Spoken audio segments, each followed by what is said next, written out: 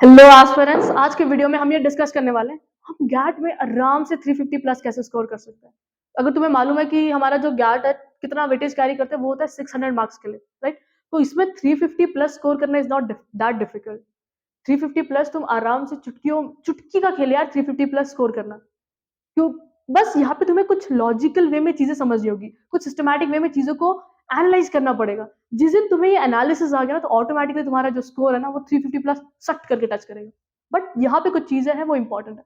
Okay, अब मेरी बात सुनो।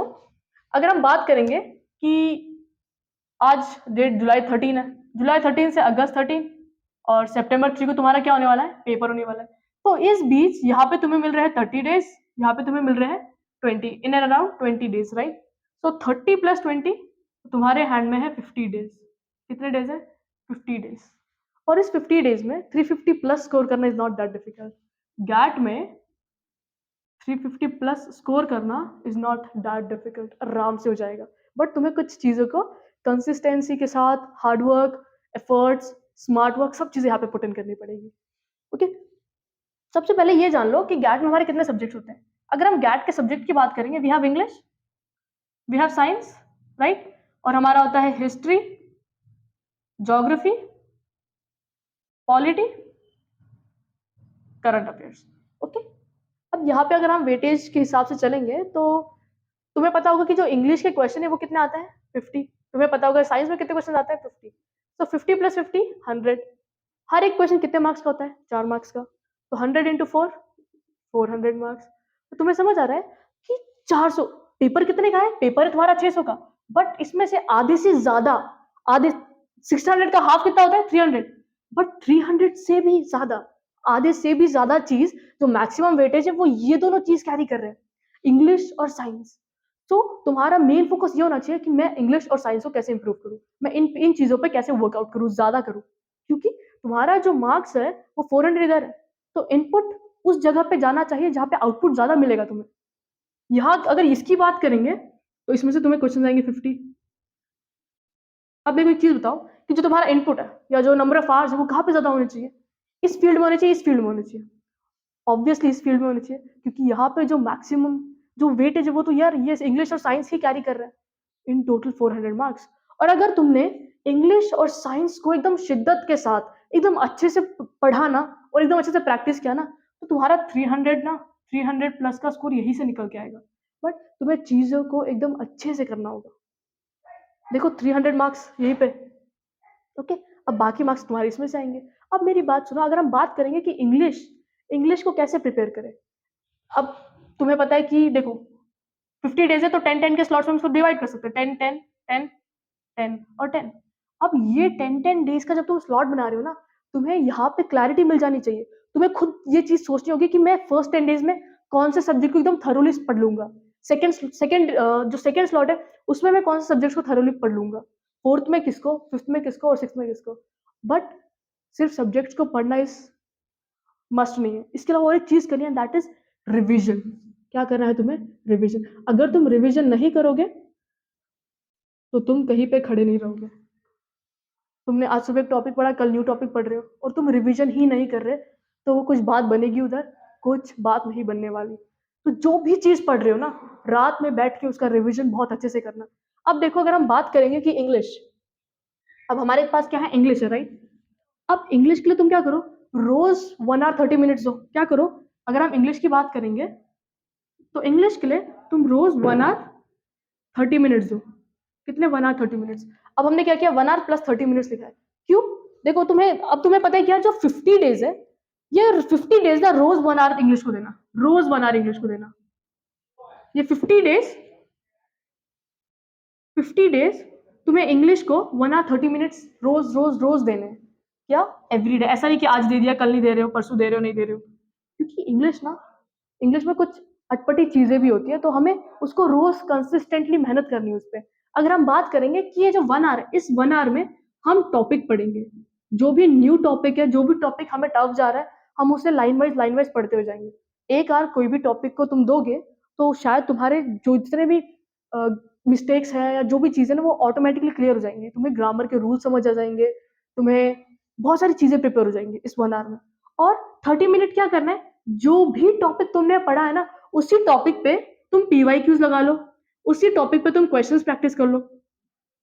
तो इस चीज से क्या हो रहा है, तुम्हारा इंग्लिश एवरी डे 1 आवर तक का प्रिपेयर हो जा रहा है, राइट? तुम्हें क्या करना है, एक बार कोई भी एक न्यू टॉपिक पढ़ो और जो भी न्यू टॉपिक तुमने पढ़ा है उस पे बेस्ड पीवाईक्यूज और क्वेश्चंस करो। हमें 30 मिनट्स इस पीवाईक्यूज और क्वेश्चंस को क्यों देने, ताकि जो हमारा कॉन्सेप्ट क्लैरिटी है, जो हमारा कॉन्सेप्ट क्लैरिटी है वो बढ़े। क्या बढ़े? कॉन्सेप्ट क्लैरिटी में इंक्रीमेंट आए और तुम्हें कॉन्सेप्ट क्लैरिटी अच्छे से, तुम्हारे कॉन्सेप्ट और बेहतरीन तरीके से क्लियर होंगे।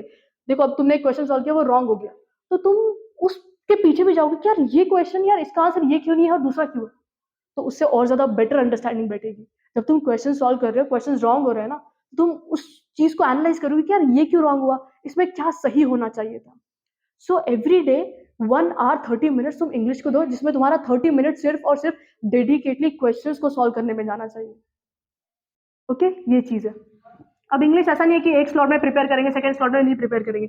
इंग्लिश इज समथिंग जो हमें हर एक स्लॉट में फॉलो करना है, हर एक स्लॉट में, क्योंकि इंग्लिश ऐसा है जो वास्ट है और बच्चों को बहुत डिफिकल्ट भी जाता है। ठीक है, अब इंग्लिश हो गया। इंग्लिश के बाद साइंस। अब देखो हम क्या कर लेंगे, हम स्लॉट्स डिवाइड कर रहे थे, राइट? 1 2 3 4, ओके, 10 10 10 10 10। अब हम क्या करेंगे, इस वाले स्लॉट में हम फर्स्ट स्लॉट में इंग्लिश और साइंस को प्रायोरिटी देंगे। अब हम इसको क्यों कर रहे हैं, और देखो ये जो 10 दिन है ना, 10 के 10 दिन पूरा साइंस और इंग्लिश एकदम, साइंस एकदम थरोली हो जाना चाहिए। साइंस क्या हो जाना चाहिए, एकदम थरोली। अब ये चीज होगी ना, अगर हम साइंस की बात करेंगे, साइंस साइंस तुम रोज 1 आवर दो, या तुम 1 hour 30 minutes दो। तुम क्या करो, 1 hour 30 minutes रोज इस चीज पे डेडिकेट करो। देखो तुम्हें क्या करना है, साइंस तुम्हें सिर्फ स्लॉट 1 हमारा हो चुका है डिसाइड, राइट? अब यहाँ पे क्या करो, साइंस की बात करेंगे तो तुम class 9th and class 10th को एकदम अच्छे से पढ़ना। क्लास 9th और क्लास 10th में तुम्हें केमिस्ट्री, बायोलॉजी और तुम्हें फिजिक्स पढ़ना है। ओके, ये चीज करनी ही करनी है। बट इसके अपार्ट तुम्हें class 11th and class 12th के फिजिक्स के इंपॉर्टेंट चीजें भी देखना है, क्योंकि यूपीएससी इसका भरोसा नहीं है। उसने पिछले बार कुछ क्वेश्चन डाल दिए ND1 2023 में, राइट? तो वो इस बार भी कुछ भी कर सकता है। तो तुम्हें क्लास 9th और क्लास 10th के साइंस के सारे टॉपिक्स एकदम अच्छे से क्लियर हो जाने चाहिए। 10 दिन, जो भी 10 दिन का टाइम है ना, वो पूरा तुम, जो फर्स्ट लॉट है उसमें तुम पूरा साइंस को एकदम थरोली कंप्लीट कर लो। और जब भी तुम कोई भी एक न्यू टॉपिक पढ़ रहे हो, मेक श्योर तुम उस टॉपिक का रिविजन कर रहे हो और उसी पे बेस्ड कुछ पीवाईक्यूज कर रहे हो। ये क्यों? क्योंकि तुम्हें क्लैरिटी मिले कि यार जो भी मैं पढ़ रहा हूँ, क्या वो मेरे दिमाग में बैठ रहा है या नहीं बैठ रहा है। क्योंकि फिर तुम 1 hour 2 hour 3 hours देने का वो बात नहीं बनेगी। तुम्हें पीवाईक्यूज भी साइड बाय साइड लगाते रहने चाहिए और टॉपिक वाइज क्वेश्चंस भी तुम लगाते जाओ। ओके, तो ये साइंस की हो गई। तो फर्स्ट स्लॉट में हमारा इंग्लिश और साइंस प्रिपेयर हो रहा है, राइट? इंग्लिश तो हो ही रहा है, साइंस हमारा फर्स्ट स्लॉट में प्रिपेयर हो चुका है, राइट? अब इंग्लिश और साइंस जब एकदम अच्छे से प्रिपेयर हो जाएगा, तो ये जो 400 का कॉन्फिडेंस है ना, वो ऑटोमेटिकली बूस्ट होगा। समझ रहे हो तुम? क्योंकि अभी तुम्हें पता है कि हाँ भाई, मेरा सबसे मोस्ट इंपॉर्टेंट जो ज्यादा वेटेज कैरी करते हैं, वो चीजें ऑलरेडी प्रिपेयर हो रखी है। तो 400 में से 300 लेना is not that difficult for me. क्योंकि जब तुम over the period of time तुम जब इंग्लिश के टॉपिक्स को प्रिपेयर, रिवाइज, क्वेश्चन सॉल्व करते जाओगे ना, तो वो चीजें बहुत निखर के आएंगी। जहाँ पे जब फर्स्ट टाइम जब तुम 10 क्वेश्चन में मिस्टेक करते, शायद अभी तुम 2 क्वेश्चन में मिस्टेक करो, तुम्हारा एक्यूरेसी इंक्रीज हो जाएगा, तुम्हारा एक्यूरेसी बढ़ जाएगा, तुम्हारे जो नंबर ऑफ क्वेश्चन अटेम्प्ट कर रहे हो वो ज्यादा सही होंगे और कुछ कम रॉन्ग होंगे। ये चीज होती है जब तुम टॉपिक को न्यू पढ़ते पढ़ते उसके साथ पीवाईक्यू सॉल्व करते हो। ओके, ये चीज हो गई।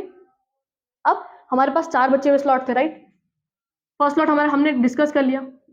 अब देखो हर एक स्लॉट में हमारा इंग्लिश इज प्रायोरिटी, इंग्लिश को हम मिस आउट नहीं कर सकते। बट ये जो लास्ट स्लॉट होगा ना 10 डेज का, इसको तुम छू नहीं सकते। क्यों? क्योंकि इस टाइम पे तुम्हारे मॉक्स और रिवीजन, यही एकदम तड़ाकेदार होना चाहिए, मॉक्स और रिवीजन।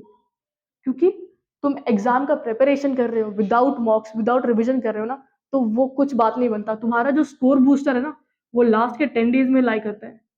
जब तुम मॉक सॉल्व कर रहे हो, मॉक्स में गलतियां निकाल रहे हो, एनालाइज कर रहे हो चीजों को, ओके, तो ये लास्ट के 10 डेज तुम्हें छूने ही नहीं है। तुम्हें उसको सिर्फ और सिर्फ रिजर्व करना है तुम्हारे मॉक्स के लिए और तुम्हारे रिवीजन के लिए।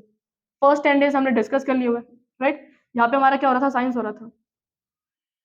और तुम क्या कर सकते हो, जो करंट अफेयर्स है ना, अब तुम न्यूज़पेपर पढ़ के इस चीज़ में टाइम वेस्ट नहीं कर सकते। करंट अफेयर्स की बात करेंगे तो अभी ये करेक्ट टाइम नहीं है तुम न्यूज़पेपर पढ़ो, 2-2 3-3 घंटे तुम सिर्फ न्यूज़पेपर को दो। अब तुम यहाँ पे क्या कर सकते हो, करंट अफेयर्स को प्रिपेयर करने का तरीका इस स्मार्टली प्रिपेयर करो। या तो तुम कोई भी एक यूट्यूब चैनल फॉलो करो, या तो मंथली मैगज़ीन उठा लो और उसको रोज़ थोड़ा-थोड़ा टाइम देके पढ़ते रहो, ये चीज़ कर सकते हो तुम। या तो कोई एक बेस्ट यूट्यूब चैनल को फॉलो कर लो, या तो मंथली मैगज़ीन करो, वो तुम्हारे पे डिपेंड करता है। इट्स बेटर कि अगर तुम यूट्यूब पे चैनल ही देख लो, क्योंकि ज़्यादा क्लैरिटी, ज़्यादा चीज़ें अच्छे से समझ आएगी तुम्हें। क्योंकि कभी-कभी यार हम पढ़ रहे हैं करंट अफेयर्स, तो हमारे कुछ टॉपिक्स या कुछ कॉन्सेप्ट वो क्लियर नहीं हो पाते, कुछ टर्म्स क्लियर नहीं हो पाते। बट अगर चैनल को फॉलो करोगे तो ऑटोमैटिकली सारी चीज़ें एकदम समझ के आएगी। ओके? तो करंट अफेयर्स में no time waste on newspapers. हम या तो यूट्यूब चैनल को फॉलो कर लेंगे, कोई भी एक यूट्यूब चैनल को फॉलो कर लो, या तुम मंथली मैगज़ीन उठा लो। ओके? मंथली मैगज़ीन में भी कुछ थोड़ा-थोड़ा रोज़-रोज़ टाइम डेडिकेट करो, तुम्हारा यहाँ से करंट अफेयर प्रिपेयर हो जाएगा। ओके? अब हिस्ट्री में अगर जिसको हिस्ट्री डिफ़िकल्ट जाती है वो मॉडर्न हिस्ट्री पढ़ लो, और जिसने हिस्ट्री पूरी पढ़ रखी है, वो नेक्स्ट 10 डेज़ के स्लॉट में हिस्ट्री का पूरा रिवाइज़ कर लो। समझ रहे हो? और ये हिस्ट्री के लिए रिज़र्व कर लिया, ये पॉलिटी के लिए रिज़र्व कर लिया, ये ज्योग्राफी के लिए रिज़र्व कर लिया। अब मेरी बात सुनो, जब तुम 10 दिन कोई एक स्पेसिफिक टॉपिक को दे रहे हो, इतने तो गधे हैं नहीं हम कि अगर उसमें से कुछ 5-6 क्वेश्चंस आ रहे हैं तो हम 1-2 भी अटेम्प्ट ना कर पाएँ, राइट? हिस्ट्री में से कुछ क्वेश्चंस आएँगे, कुछ पॉलिटी में से आएँगे, कुछ ज्योग्राफी में से आएँगे और कुछ करंट अफेयर्स में से आएँगे। तो इन 1, 2, 3, 4 200 मार्क्स, राइट? एटलीस्ट तुम 20 क्वेश्चन तो अटेम्प्ट कर ही सकते हो यहाँ पे, राइट? 20 यहाँ के 300 और यहाँ के 20 80, देखो 380 मार्क्स बन जाएँगे। 380 भी हम नहीं पकड़ के, हमने क्या पकड़ा, हमने सिर्फ 350 मार्क्स पकड़े। तो देखो 350 स्कोर करना इज़ नॉट दैट डिफिकल्ट। देखो अब 10 दिन तुम पूरे हिस्ट्री को दो, पूरे 10 दिन पॉलिटी को दो, और रिवीजन इज़ मस्ट। जो भी तुम टॉपिक पढ़ रहे हो रात में उसका एक रिवीजन मार लेना। और एक चीज़, जब भी अब तुम टॉपिक पढ़ रहे हो ना, तो ऐसे नहीं कि कोई भी तुम अंधाधुंध टॉपिक उठा रहे हो, आज ये पढ़ रहा हूँ, वो पढ़ रहा हूँ। तुम्हें देखना है कि यार मैक्सिमम वेटेज वाले टॉपिक्स कौन से हैं। जैसे अगर हम ज्योग्राफी की बात करेंगे, रॉक्स एंड मिनरल्स हो गया तुम्हारा, ओशंस, क्लाउड्स, वोल्केनोज, अर्थक्वेक्स, उनमें इंपॉर्टेंट टर्म्स। तो सिस्टमैटिकली स्मार्टली प्रिपेयर करना, राइट? पॉलिटी में भी वैसे हो गया, तुम्हारा डीपीएसपी, तुम्हारे फंडामेंटल राइट्स, ये सारी चीजें मैटर करेंगे। हिस्ट्री जिसको डिफिकल्ट जा रहा है वो मॉडर्न हिस्ट्री पढ़ लो, और जिसने सब कुछ पढ़ रखा है वेल एंड गुड। अब मेरी बात सुनो, तुमने ये 10 डेज में पूरा पॉलिटी कंप्लीट कर लिया, ये 10 डेज में तुमने पूरा ज्योग्राफी कंप्लीट कर लिया, या मोस्ट इंपॉर्टेंट टॉपिक्स भी कंप्लीट कर लिए, तो यार 50 में से तुम एटलीस्ट 20 या 10 क्वेश्चन तो अटेम्प्ट कर ही लोगे। समझ रहे हो तुम? 50 में से यहाँ पे सिर्फ 10 क्वेश्चन की बात कर रहे हैं, 10 इंटू 4 40 मार्क्स, यहाँ के 300, यहाँ के 40, तो 340 तो हमारा मिनिमम स्कोर हो गया। अब हम इतने गधे नहीं कि 50 में से हम सिर्फ 10 क्वेश्चन करके आएंगे, हम एटलीस्ट 15-20 तो कर ही लेंगे। तो देखो तुम्हारा स्कोर कितना मस्त बन जाएगा। बट अब देखो, ये जो तुम टाइम यहाँ पे डेडिकेट करने वाले ना हर एक 10 दिन, तुम यहाँ पे प्रोक्रेस्टिनेट नहीं कर सकते। तुम ये नहीं सोच सकते यार आज मेरा मन नहीं कर रहा, मैं कल पढ़ लूंगा। तुम्हारा हर एक डे इंपॉर्टेंट है, हर एक दिन इंपॉर्टेंट होगा। क्यों? क्योंकि तुम्हारे पास सिर्फ ये 10 डेज का स्लॉट है। अगर तुम एक दिन भी एक्स्ट्रा एक्सटेंड करते हो ना, तुम्हारे मॉक्स, तुम्हारे रिविजन, तुम्हारे एनालिसिस में वन डे माइनस होगा, और ये माइनस वन डे तुम्हारा स्कोर को डाउन कर सकता है। ओके? तो यहाँ पे जो भी प्रिपरेशन कर रहे हो एकदम कंसिस्टेंटली करो, क्योंकि सिर्फ 50 डेज की बात है, उसके बाद तुम्हारा रिजल्ट तुम्हारे हाथ में होगा, राइट? तो यहाँ पे एक दिन को भी मिस आउट मत करना, क्योंकि अगर तुम यहाँ पे एक दिन मिस आउट कर रहे हो, इसका मतलब तुम मॉक्स के साथ कॉम्प्रोमाइज कर रहे हो, और मॉक्स के साथ जो कॉम्प्रोमाइज करेगा उसका स्कोर अच्छा नहीं आएगा, and that is for sure shot. Okay, so this was all about किस तरीके से हमें गैट की प्रिपरेशन करनी है, किन चीज़ों को ज़्यादा वेटेज है, किन चीज़ों पे हमें ज़्यादा फोकस देना है, और किस वे में हमें प्रिपरेशन करना है। Okay, so this was all about GAT. Hope you like the video guys. अच्छे से प्रिपरेशन करते रहो। All the best.